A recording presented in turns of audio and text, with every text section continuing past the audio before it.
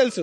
కనీసం ఇన్ఫర్మేషన్ కనీసం మైక్ లో చెప్పడం ఏదో చేస్తే సామాన్లు గాని పిల్లలు గాని ఎత్తి ప్రదేశాలకు తీసుకెళ్తాంగా ఏమీ చెప్పలేదు. ఇంత నీళ్లు వచ్చాయి ఫస్ట్ కాలు వరకు, అక్కడ వరకే వస్తాయి అనుకున్నాం.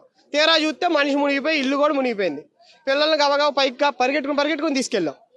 ఇంకా సామాన్లు గేమాలు అన్ని కొట్టుకెళ్ళిపోయాయి, ఫ్రిడ్జులు ఇవన్నీ. ఆటో తోలుకున్నాం, ఆటో మొత్తం మునిగిపోయింది. ఆటో ఎంత ఇప్పుడు బాగా చేర్చాడు 30,000 40,000. డెలివరీ పేషెంట్లు ఆగిపోయారన్న స్మైల్ హాస్పిటల్లో, కనీసం వాళ్ళు బోట్లు కూడా ఇవ్వట్లా. డెలివరీ వాళ్ళు బోట్లు పంపించండి అన్నా కూడా రిక్వెస్ట్ చేసిన పంపించట్లేదు. పేషెంట్లు ఉన్నారన్నా కూడా ఎక్కించుకోవట్లా, మానవత్వం లేదు. ఇదిగోండి ఈ ముసలోళ్ళు ఇద్దరిని పేషెంట్లు ఎక్కించుకోమన్నా ఎక్కించుకోవట్లా బోట్లో. ఇంకెందుకండి, ఏం ప్రభుత్వం అండి ఇది? దిక్కుమాల ప్రభుత్వం. కోరు ఓట్లు వేయించుకుని గెలిపించుకున్నందుక. హలో సార్, నిన్నటి నుంచి ఒక మంచినీళ్ళ ప్యాకెట్ కానీ, ఆంధ్రప్రభ కాలనీ మాది, ఒక మంచినీళ్ళ ప్యాకెట్ కానీ, అసలు పాల ప్యాకెట్లు కానీ అసలు వచ్చిన వాళ్ళు లేదు దాఖలాల. ఒక కనీసం ఒక ఈ బోట్లు కూడా ఎవరినైనా ఫోన్ చేసిన ఫోన్ ఏమో బిజీ బిజీ బిజీ. బోట్లు వచ్చి ఒక బోట్ వచ్చి నలుగురిని ఎక్కించుకెళ్తున్నారు, ముగ్గురిని ఎక్కించుకెళ్తున్నారు. వాళ్ళే 8 మంది ఉన్నారు, ఫ్రీగా తిరుగుతున్నారు. ఈ గవర్నమెంట్ ఏం చేస్తుంది ఏంటో అర్థం కావట్లా. మరి అంటే ఎలా నెగ్గేసాం 5 సంవత్సరాల దాకా ఇంకేం చేయలే అనే భావం ఉన్నట్టుంది వాళ్ళకి.